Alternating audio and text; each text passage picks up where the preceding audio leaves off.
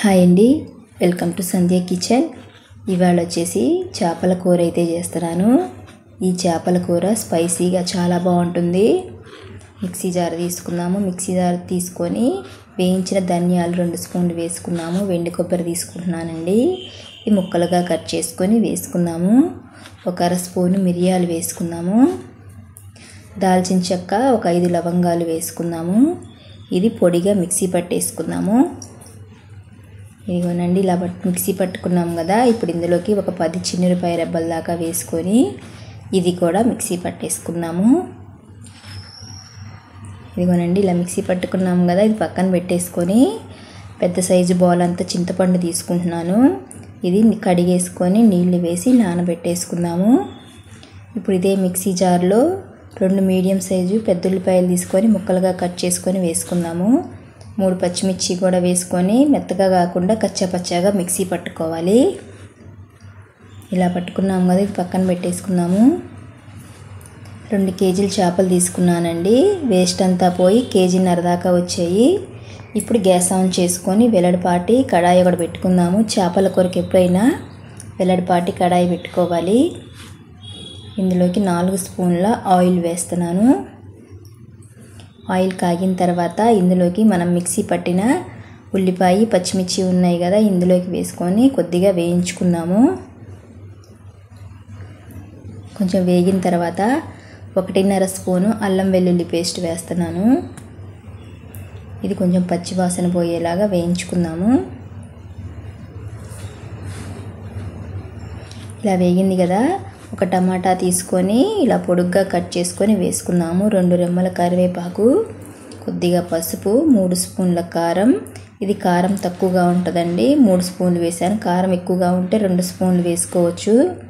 ఇదంతా కొంచెం వేయించుకుందాము.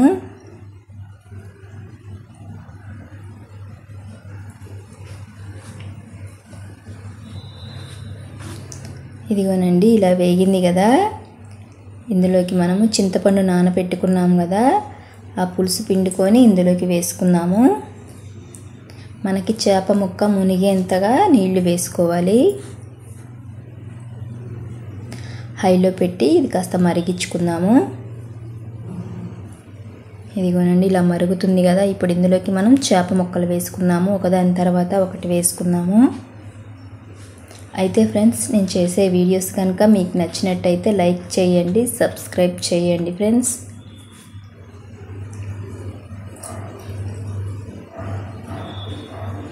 ఇలా అన్నీ వేసుకున్నాం కదా. ఇప్పుడు ఇందులోకి ఉప్పు వేసుకుందామండి. రుచికి తగ్గట్టు ఉప్పు వేసుకొని ఇదంతా ఒకసారి కలిపేసుకుందాము.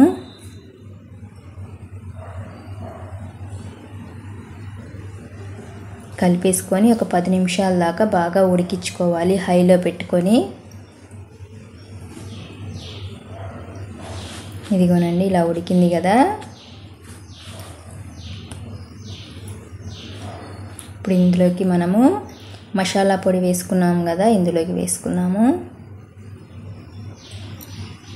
ఇలా మసాలా వేసుకొని ఒక 10 నిమిషాలు హై టు మీడియం ఫ్లేమ్లో బాగా ఉడికించుకుందాము.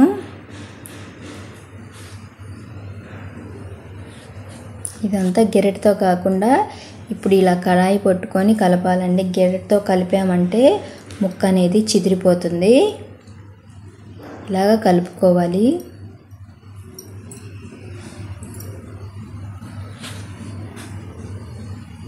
అంతేనండి, చేపల కూర ఉడికిపోయింది కదా.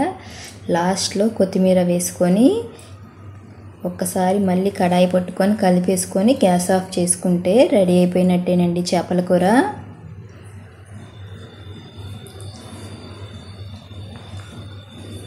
అంతేనండి, చేపల కూర అయితే రెడీ అయిపోయింది కదా. మంచి టేస్టీగా ఉంటుంది. ఈ వీడియో కనుక మీకు నచ్చినట్టయితే లైక్ చేయండి, షేర్ చేయండి, కామెంట్ చేయండి, సబ్స్క్రైబ్ చేయటం మాత్రం మర్చిపోకండి.